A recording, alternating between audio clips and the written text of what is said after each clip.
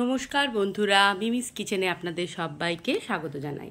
আজ একটা ছোট্ট মাছের রেসিপির ভিডিও নিয়ে চলে এসেছি। আজকে আমি ট্যাংরা মাছের ঝাল বানাবো, সেটাই আপনাদের সামনে নিয়ে এলাম।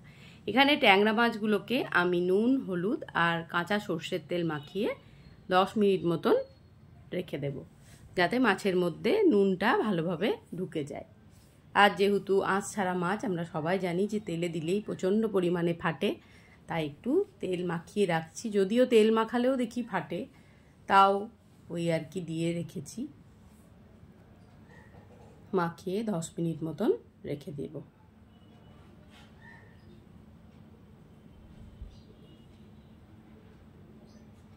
এবার চলুন কড়াই বসিয়ে দেবো।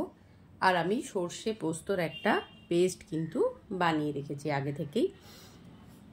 পোস্তটা বেশি দিয়েছি, সর্ষে অল্প আছে। এবার কড়াইয়ের মধ্যে তেল দিয়ে তেলটাকে ভালো করে আগে গরম করে নিচ্ছি। এদিকে ভাত বসিয়ে দিয়েছি। এরপরে ট্যাংরা মাছগুলোকে ভালো করে আমি তেলের মধ্যে দিয়ে ভেজে নেব।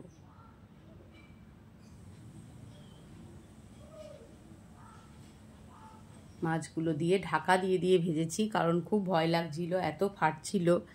আর তারপরে ভেতরে যেহেতু ডিম ছিল, তো আরও বেশি ফাটছিল ফটফট করে, তো ওই জন্যে আমি ঢাকা দিয়ে আস্তে আস্তে মাছগুলোকে ভেজেছি।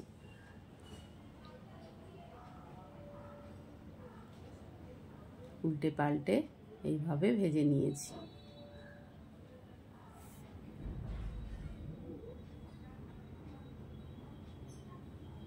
নদীর ট্যাংরা ছিল, খুব সুন্দর ফ্রেশ ট্যাংরা মাছ, একদম দেশি।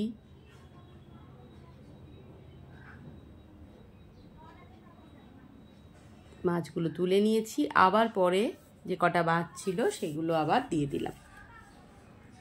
খুব বেশি পাইনি, অল্প কয়েকটাই পেয়েছিলাম, সেগুলো দিয়েই মাছের ঝালটা আমি বানিয়েছি। খুব ভালো লাগে ট্যাংরা মাছের ঝালও ভালো লাগে, আবার কালো জিরে কাঁচা লঙ্কা দিয়েও ভালো লাগে, বেগুন দিয়েও ভালো লাগে।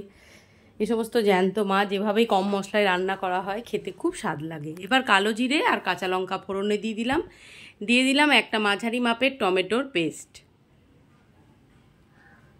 এবার ভালো করে মশলাটাকে তেলের মধ্যে টমেটোটাকে ভালো করে কষিয়ে নিচ্ছি।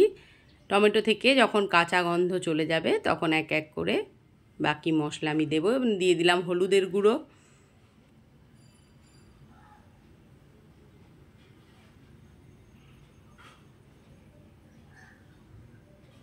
তারপর দিয়ে দিচ্ছি সর্ষে পোস্ত বেটে রাখা, দিয়ে দিচ্ছি। এবার ভালো করে মিশিয়ে নিচ্ছি।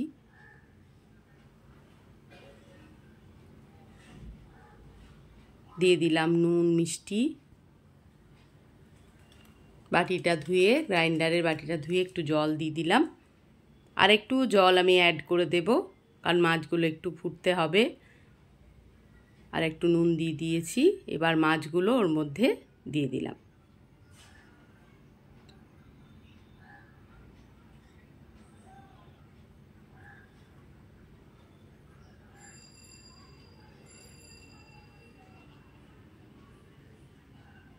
এবার ভালো করে ফুটে উঠেছে দেখুন। আর একটু ঘন হয়ে গেলেই তৈরি হয়ে যাবে আমার মাছের ঝাল।